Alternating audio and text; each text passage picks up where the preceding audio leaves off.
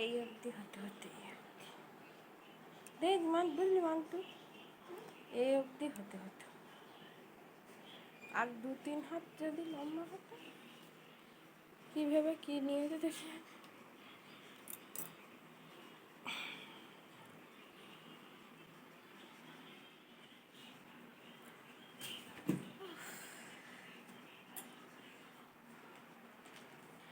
Hello everyone, welcome to my new vlog.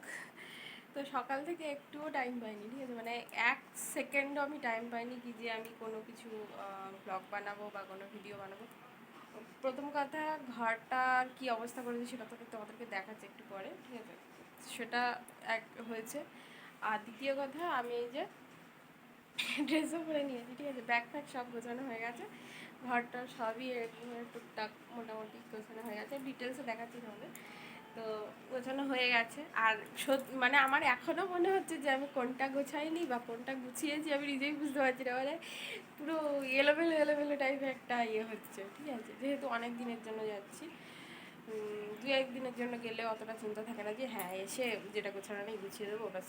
আর ওই দেখো ওপরে যা ছিল, মানে খাটের এগুলো বালিশ ফালিশগুলো সব উপরে তুলে দিয়েছি। আর একটাই বালিশ, যেটা নতুন বালিশ ছিল, সেটা শোকেসে ঢুকিয়ে দিয়েছি। আর এমনি পুরনো দুটো ছিল, একটা পাশ বালিশটাও নতুন, বাট পাশ বালিশটা যেহেতু আমার হাজব্যান্ডের আসার কথা আছে আর ও এক্ষুনি আসলে বালিশ ফালিশ খুঁজবে, তো যদি আসে আমি বাই চান্স, তাহলে ওই জন্য ওই যে উপরে বস্তাটা দেখছি ওর মধ্যে ঢুকিয়ে দিয়েছি, ঠিক আছে। মানে মোট কথা সব কিছুই আমি এখানে ওখানে করে মানে রেখে দিয়েছি সব কিছু। আর ঘরের এখানে যে টেবিলটা ছিল ওই টেবিলটা দাঁড় করে দিয়েছি, কেননা কি যে আমার ওই একটা ভাগ্নি না সরি ভাইজি, মানে আমার জায়ের মেয়ে, ও এখানে থেকে পড়াশুনো করবে, এখানে স্কুলে ভর্তি হয়েছে, তো ও পড়াশুনো করবে, তো বললো যে টেবিলটা দিতে। বললাম ঠিক আছে চলো, আমি তো সেই ইউজ করবো না, তো তুমি নিয়ে যাও, বলে ওকে দিয়ে দিলাম। আর আর আপাতত ঘরগুলো ফাঁকা। আর আমি এখনও প্যান্ট পরিনি, শুধু চুড়িদারটা পরেই ঘুরে বেড়াচ্ছি। যাই হোক, মানে সাদা প্যান্ট যেহেতু সেই জন্য পরিনি। আমার এত গরম লাগে, ঠেলিস না এত এইদিকে এসো বাস, এত এত গরম লাগছে কি যে আমি মানে কী বলবো কী করবো। এখনও পর্যন্ত আমি ভিডিও করছি আর ভাবছি যে কী করা হয়নি কী হয়নি কী এই ওই সেটা ভেবেই যাচ্ছি, ঠিক আছে। যাই হোক, মানে মোটামুটি আমার মনে হচ্ছে যে কমপ্লিট, কিন্তু জানি না আদৌ কমপ্লিট হয়েছে কি না, যেটুকু হয়েছে হয়েছে। আর ওই যে ব্যাগটা দেখছো, ওই ব্যাগটাই হচ্ছে রাতের খাবার নিয়ে নিয়েছি, কারণ আজকে তো সন্ধ্যাবেলা 6:50 ট্রেন। আর শুধু রাত্রের জন্যই খাবার নিয়েছি, কালকে যেহেতু থাকবেও না, ভালো থাকবে না, তো এখানে আর ভিডিওটা লং করব না, বেরিয়ে তারপরে তোমাদেরকে আরও দেখাচ্ছি, ঠিক আছে। চলো বেরিয়ে তারপরে কথা হচ্ছে। তো আমাদের ট্রেন টাইম হয়ে গিয়েছিল, যা হোক করে তাড়াতাড়ি করে রেডি হয়ে ব্যাগ ট্যাগ নিয়ে, আর আমাদের একটা ভ্যান ভাড়া করা হয়েছিল। তো এই দেখো এখানে ছোটো খাটো কুচো কাচা মিলিয়ে মোটামুটি 7টা ব্যাগ আছে, আর ওনার কাছে আছে একটা ব্যাগ, তো দুজনের টোটাল 8টা ব্যাগ। মানে ভাবো তাহলে, ভ্যান ভাড়া না করলে তো হবেই না। তো এখন হচ্ছে ট্রেনে তো স্টেশনে চলে এসেছে, এখন যাব শিয়ালদায়, দেন শিয়ালদা থেকে হাওড়া, হাওড়া থেকে আমাদের ট্রেন। তো আপাতত হচ্ছে ট্রেনে তো উঠে পড়েছি, তো চলো যাওয়া যাক, আর তোমরাও পুরো ভিডিওটা দেখতে থাকো।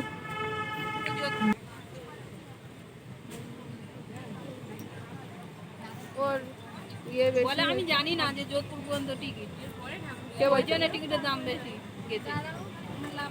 তো দেখে না, ও তো আমাকে যখন দিচ্ছে তখন ও তারপরে বলছে দাদার কাছে, বলে বলে এ কোন কোন পর্যন্ত, বলে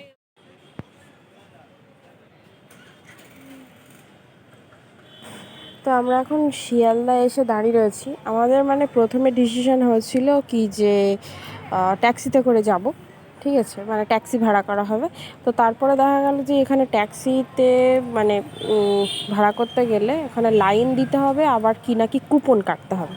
ঠিক আছে, তো কুপন কাটার জন্য কুপনটা জাস্ট এমনিও কাটা যাবে না, তার জন্য একটা অ্যাপ ডাউনলোড করতে হবে। তো অনেক ঝামেলা, আর আমাদের হাতে একটুও টাইম ছিল না কি যে আমরা এরকম কুপন কাটার জন্য আধ ঘন্টা 1 ঘন্টা লাইনে দাঁড়াবো, একদমই আমাদের কাছে টাইম ছিল না। আমাদের হচ্ছে 6:45টার সময় ট্রেন, মানে ধরো 6:50 হচ্ছে আমাদের ট্রেন ছিল। আর আমরা যখন এখানে দাঁড়িয়ে আছি তখন অলরেডি হচ্ছে 5:30 কি 6টা বাজতে যায়। ঠিক আছে, তখন 6:45 মতো বাজছিল। ঠিক আছে, তো আমরা উবের বুক করে নিয়েছিলাম, তো উবের চলেও এসেছিলো। দেখো আমরা উবেরে উঠে গেছি, ঠিকই এখন যাব হাওড়া। আর এই সময়টা ট্রেনে মানে রাস্তায় এতটাই জ্যাম ছিল, মানে যেহেতু অফিস টাইম সন্ধ্যাবেলা, তো প্রচুর জ্যাম ছিল। তো আমাদের মানে যেতেও একটা মানে খুবই প্রবলেম হচ্ছিলো, থেমে থেমে থেমে থেমে যেতে হচ্ছিলো। আর আমরা এটাই টেনশন করছিলাম গাড়িতে বসে বসে কি যে আমরা টাইমলি পৌঁছাতে পারবো কি না, আমাদের ট্রেনটা মিস তো হয়ে যাবে না। তো অনেকটাই টেনশনের পরে কিন্তু এখনও দেখো এখানে দাঁড়িয়েই রয়েছি। দেখো, তো আমরা মানে শুধু বলেই যাচ্ছি যে কি যেন টাইম টু টাইম চলে যাই। তো অনেকটাই লেট মানে প্রায় আধ ঘন্টা লেগে গেছে শুধু শিয়ালদা থেকে হাওড়া পর্যন্ত আসতে, যেহেতু যখন ওটা লাগে না। তো আমাদের হাতে কিন্তু আর বেশি একদমই টাইম ছিল না, মানে নেমে সাথে সাথে ছোটাছুটি শুরু করতে হতো।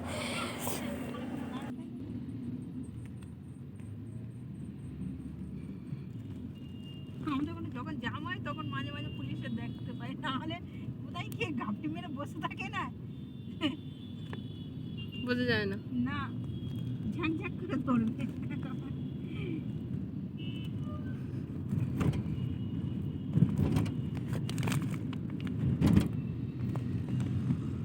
শিয়ালদা থেকে হাওড়াটা চালু হোক, বাসের মজা ইয়ে মেট্রো মেট্রো এখনো চালু হয় না, হয়েছে নাকি? না, ধর্মতলা থেকে, মানে এখান থেকে যাবে ধর্মতলা, ধর্মতলা থেকে নেমে আবার তোর এসপ্ল্যানেড বলে যেটাকে, যেটার কথা বলছিলাম, ওইখান থেকে একটুখানি চেঞ্জ হয়েছে। কি ওটা অন্য ব্রিজ এই প্ল্যাটফর্ম নাম্বার কত হবে। আছে? 8 8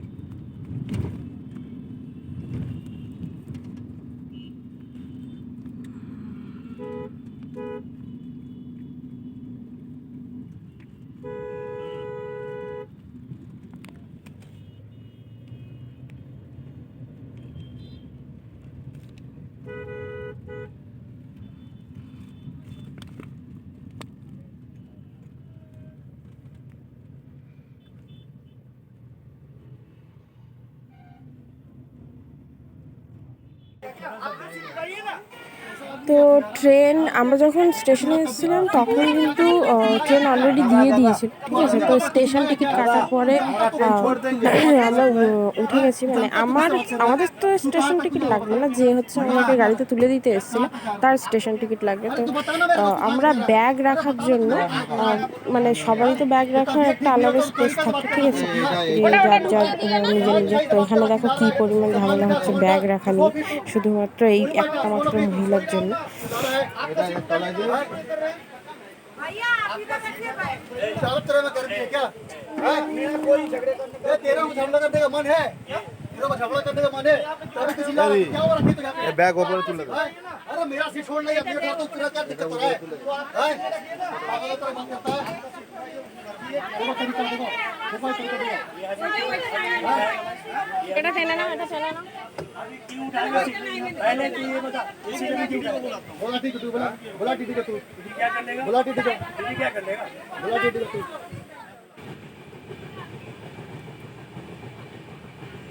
তো আমাদের কাছে 5-6 মিনিটই টাইম ছিল ট্রেনে ব্যাগ রাখবো, সব কিছু করবো। তো তার মধ্যে অত ঝামেলা হচ্ছিলো। তো এক মানে ফ্যামিলি একটা মুসলিম ফ্যামিলি ছিল, ঠিক আছে। তো মুসলিম ফ্যামিলি বলতে তার বউটাই মুসলিম বলে বলছি না, বউটাই হচ্ছে এত অসভ্য। ওই যে ওই কোণটায় বসে রয়েছে, মানে এই সাদা যে পরে রয়েছে ও নয়, ওই ধারে কোণটায় বসে রয়েছে, ঠিক আছে। পরে আমি দেখাবো তোমাদেরকে বউটাকে। তো লোকটা কিন্তু কোনো কথাই বলছিল না, বউটাই মানে এত ঝামেলা করছিল, আর পুরো জার্নিটা মানে পুরো একদম নষ্ট করে দিয়েছে। তো সারাক্ষণ মানে টুকটাক কোনো কারণ না নিয়ে ঝগড়া শুরু করে দিয়েছে, আর এদিকে ট্রেন তো ছেড়েও দিয়েছে। আর আমার না এত পরিমাণে বমি পাচ্ছিলো, এত পরিমাণে হচ্ছিল কি যে আমি তো উপরে মানে উপরে উঠেইনি, নিচে। আর আমার তো ছিল মিডিল বার্থ, তো বুঝতেই পারছো কি যে সব সময় তো ওখানে বসে থাকা যাবে না। তো সেই জন্য আমি এইখানে আরএসি যে সিটগুলো হয় ওইখানে পাশে জানলার ধারে বসেছিলাম চুপচাপ, মুখে হাওয়া লাগছিলো, সত্যি বলতে অনেক ভালো লাগছিলো। আর রাত্রেবেলা তো খাওয়া দাওয়া করেছিলাম জাস্ট একটুখানি, মানে অত বমি পাচ্ছিলো। আর সকালবেলা উঠে দেখো এখন সকালবেলা ঠিক নয়, ভোরবেলার দিকে, ঠিক আছে। তো অলরেডি কিন্তু সবাই উঠে পড়েছে, আর সারা রাত কিন্তু একটুও ঘুম হয়নি, সেটা আমার চোখ মুখ দেখে হয়তো বুঝতে পারছো। সারা রাতটা লোক উঠেছে ভাই রে ভাই, সারা রাত লোক উঠেছে। আর রাত্রেবেলা তার এই যে মহিলাটা দেখো, এখন সারা রাত সারা দিন আমাদেরকে মানে ঝামেলা পুহিয়ে আর নিজে এখন পড়ে পড়ে ঘুমাচ্ছে, এত অসভ্য মহিলা। যাকে কিছু করার নেই, 10জন মানুষ 10 রকম হয়।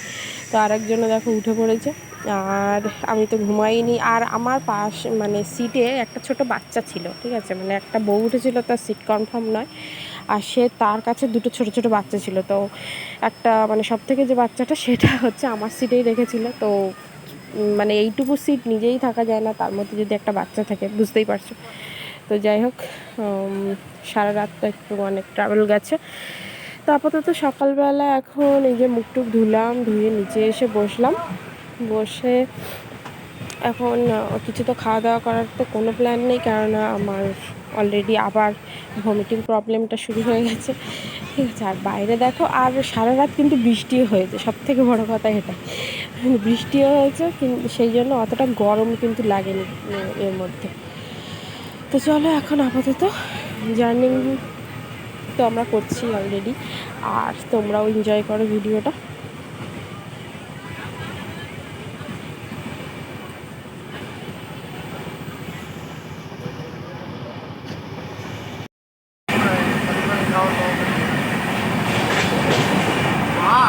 वहाँ वाला गर्मी और यहाँ वाला गर्मी अलग है। जैसे कपड़े वहाँ पे क्या है, गर्मी धूप ज़्यादा निकलती है, हवा गर्म चलता रहेगा। यहाँ पे क्या चला है, तो हुमस वाला हो जाएगा, अब हवा चल रहा है, पसीना सूख नहीं है।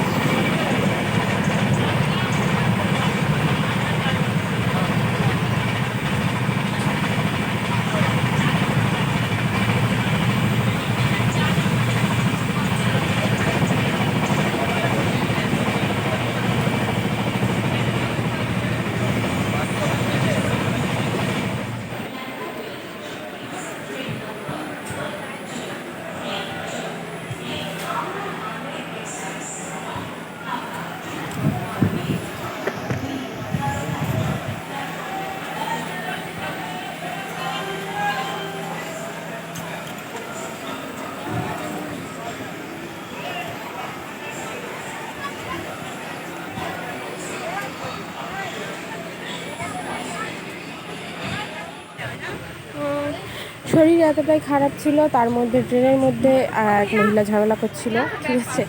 তো আসানসোলের পরে কিন্তু আর কোনো ভিডিও করিনি, একেবারে এখানে দিল্লি জংশনে ঢুকছে।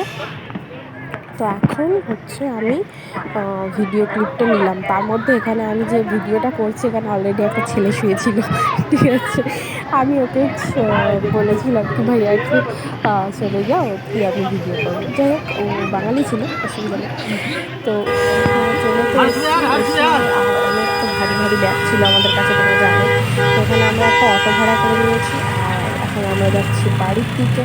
তো চলো আপাতত আমরা যাই বাড়ি, আর তোমরা যারা নতুন চ্যানেলটাকে সাবস্ক্রাইব করো।